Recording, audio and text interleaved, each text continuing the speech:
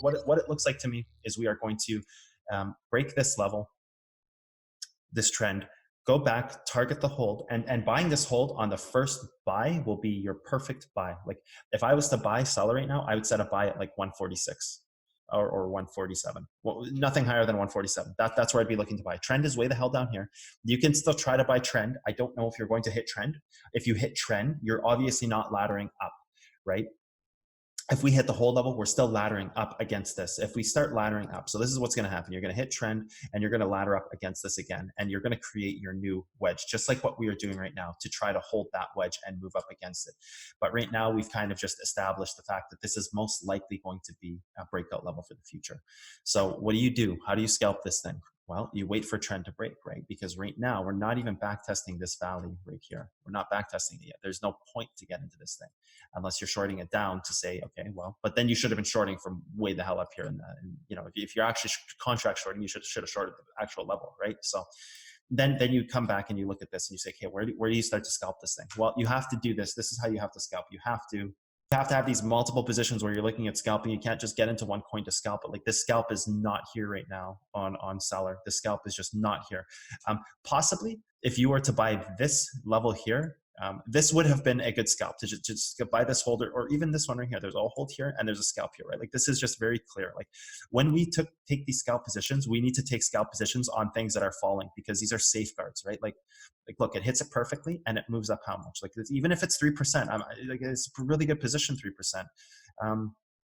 It's a 4% scalp on just buying this hold. So we always want to start a scalp by hitting a hold level because we have to maximize perfect entry, because perfect entry will give you the least possibilities to get wicked out on a trade, to get completely crushed by something going down. Like a hold level is going to be bought. How many people are going to buy it? That's another question. But a hold level is going to be purchased, right? Like this is the very first hold level. It hasn't been touched. It hasn't been tested. So, you know, if we were to go to this replayer tool and to look at this thing, you know, it's moved up this crazy move. Like where would you buy the first hold? Like, okay, you could even say this is a level to buy, a scalp. You can scalp this right here. It's an untested hold. This one might be a little messy. It's quite high. Like I said before, I'm always kind of looking in this side of the leg. You want to see it. Oh no. You want to see it in. Oh, that's the wrong tool. Oh boy, meltdown. You want to see it in this part of the leg. If it's holding the registry from back here, right? Okay, we have to click it again. If it's holding this side of the leg, like if it's holding this side, it's going to be a much stronger move. Like this is much different. Like how we did it before is we did it like this, we colored these green. This is going to continue a move up as to where this is going to test to see if it can actually hold without breaking down further, right? So if you were to look at this and identify two scalps here, know that you just hit a 4-hour target. So, you know, to hold this after hitting a 4-hour target is pretty unlikely. It's not like you might have one bounce off there. That's a chance you can take, but I think there's much better scalp positions because everything is always moving up and down. And you see it right there. So there is a scalp position to be taken there against it. So there is a bounce. Now, I don't know if we're going back up to test, but this is one entry you could have retaken. Now, I don't know what the next candle looks like, but you see it's just moving down. Like this is, you know, kind of scary, like 1%, right? Like I don't like this, not after hitting a 4-hour target. Like you can take it, but you'd have to be ramping up pretty hard. Like there'd have to be some kind of massive trend you're breaking there. Sure, if you ramp up off this level, then you're going to have a huge break. So scalp turns into a pretty insane position. Like we've seen that where something impulses another 30%. That's why it impulses another 30% on these scalp positions, because it has hit kind of this registry from back here, and it has held that and ramped up through a trend. That is like very like Oaks, when Oaks moved up 200% that day back when. It went up to test a trend or a level. It came back, held its the back of its registry here, and then just impulsed up after. I don't like those buys. They're very, very action oriented. They're very high risk action oriented. They're very, if they hold and it moves up, you're going up like 20, 30%. If they break and move down, you're quickly pummeling down, like you just licked off 3% of your account. That's pretty bad. That's pretty bad, in my opinion. Licking off 3%, it's 3% on a max leverage. Alternatively, you could pump up 30%, or alternatively, you could drop down. Like look at what's it called the other day, KMD, right? KMD was up at 12 something, and then it just punched down in minutes to 1100. Like it lost like 10-15%, and like literally like 3-4 minutes on stream I was watching it, right? So this is like a good identifiable first buy because it's in the leg that has to hold and move up. So this is like your first good scalp position. You would buy, a sat higher, because the obligation, again, when you're identifying these levels, yes, 171 has to hold, but the obligation is just to touch it and bounce. It could be one single, it could be one penny. There could be 20 Bitcoin here and 1 penny here, and 20 Bitcoin gets sold, 1 penny gets sold, and then it moves up. Like the obligation is only 1 penny. Like it's only to just kiss the level and move off, because that's what always happens. It kisses the level and it moves off. Now it might sit here and hold this like this for how long, but its obligation is to just kiss this and move, right? So if whether you buy here or if it sits there and does this because you want to be safe, and here, like this is actually the wrong spot to buy, because if you buy here after it sit here and held this level, it's not moving up off that bounce target. It's just slowly moving back down, right? So the correct thing is not to buy after it's held for X amount of time. That's more of a position trade.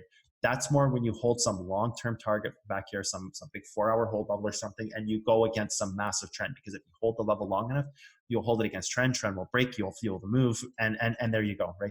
But this is scalping we're talking about. So now we're on 1 minute time frame. So what do? You identify this as a buy. Now I don't know if this thing is going to bounce up again, but this is a buy I would have taken 172. You have to identify your target. Your target could just be right here, 179. So if you buy 172 to 179, this is a scalp. This is your action-oriented scalp position, right? This is your 4%, which is like a perfect trade. It could even possibly pop back all the way up to here. You could even possibly have a 172 pop to here for 6%. And let's just say even here for, okay, that's still 6%, right? Holds a level and it breaks down. And that's where you would have just completely gotten out, right? Like that's the thing about these hold levels, is that, okay, we don't want to start over again. We want to just take this. This is the thing about buying hold levels, is that when you buy them on first touch, if it doesn't bounce, it gives you your opportunity to sell, right? Touches here, doesn't give you any opportunity. You can either make that decision at that point to sell or to stay in the trade. I don't know if this is going to go up again. Probably not. I would say most likely this thing's not going up again, but it might. I don't know. This is 1 minute time frames, right? This is the thing about scalping. And you get your opportunity to exit at the same spot, right? Probably would have been out of this trade. Whether it goes up or not right now, I probably would have been out of this trade, because now I would be looking at this. So this pull-up is exactly what we're looking for to create trend, right? So if we are going to play this scalp, and it is going to, again, if it's going to hold this right here, it's going to hold it through trend and move up. So this is now the decision you have to make. If you're getting pretty close to trend here, are you going to hold this here? And I would even look at the 3-minute hold here was test. This looks like not a 3-minute hold, is it? No, that's not a 3-minute hold. Okay, let's just try to focus on this one down here. This is probably going to move up here. You are breaking trend. You are pretty much holding this hold level with the exception of coming down a few sats. You're probably going to move up here. How much you move up, that's another thing. Looks like that was it right there. We have a level there. Looks like it just back targeted this valley. So again, buying here and exiting here would have been pretty safe. This is a pretty safe scalp to take this. And this would have been, again, more attuned to the fact that you are looking to have a break here. So what this part of this move is showing you is that you're looking to have a breakout off of this level. There's 3 scenarios. You come, you touch, you reject. You come, you touch, and you ladder, you explode. You touch, you come and you inverse off some other level, maybe here or here, and you create a new trend that's going to give you your trend. It's probably going to take a little while to happen here, but 3 scenarios. You touch the level again and you fall, right? You touch the level, ladder up and explode, or you create your trend. And there would have been your next buy on trend, right? So that would have been your next buy. If the hold didn't work, your next buy would have been trend, this trend that we have, right? Because that's what trend is always going to do. Remember, we always talk about how trend, now remember, we're on a 1 minute time frame here. So trend is going to be a buy, because this is what we always talk about. Attack trend, go up and over, confirm, blast off, right? Like you always want to back confirm that trend. So that's what you're doing here. So that's your next scalping opportunity, is trend, right? So you're going to look at this and you're going to say, okay, well, trend was touched here. Is it going to hold or not? Trend doesn't even look like it's holding, but okay, fine. Trend here was already tested. You have this here, like really, you don't want to really be buying until this is broken, because this is just going to act as compression for the move, right? Wait, that's the wrong one.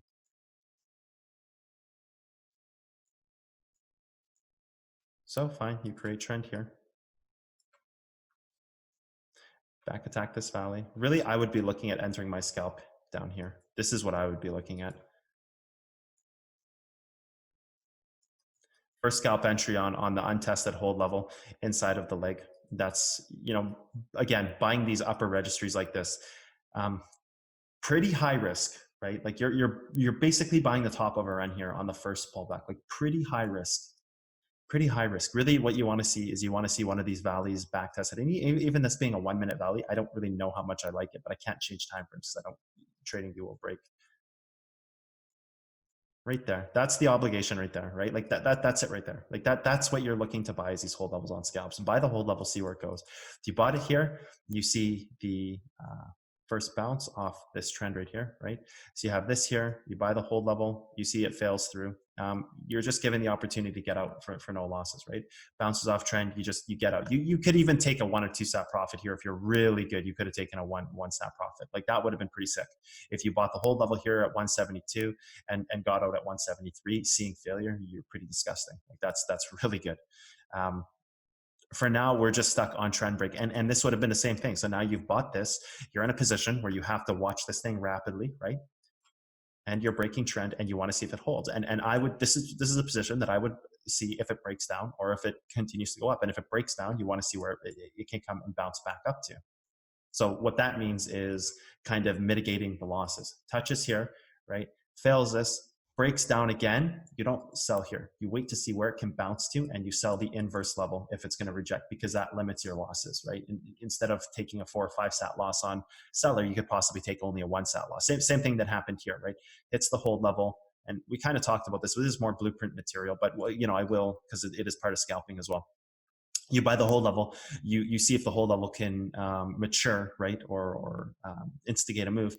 It bounces down to a target, and it's always going to have a bounce back off of that, right? So same thing here. Like if this is going to break, where can it bounce to, right? Like the leg is here, so yes, it could bounce to the leg and bounce up. So if this is going to break, it's going to bounce to the leg, have a small bounce up here, and that's where you sell to limit your losses. You never sell where it touches, right? Like you buy the hold level and sell the bounce. Hey everyone, how's it going? As you know, I'm now giving out some of this content for free that I was otherwise charging for the past little while. Yeah, drop a donation, subscribe to the channel, join Patreon. You'll get access to Discord. Great way. Lots of top level traders in there, people who are doing this for a career every single day. So go to Patreon, join a tier, get access to Discord. Go on Reddit, talk about future of trading, talk about the science of trading, talk about cotton candy, socials, everything you can. Let's help this thing grow. It's the way you guys can thank me for giving out this content for free that I was otherwise charging money for. So I'll leave a Bitcoin address on the screen. I'll leave the Patreon address on the screen. Just do something to help out. Okay, thanks guys. Take care.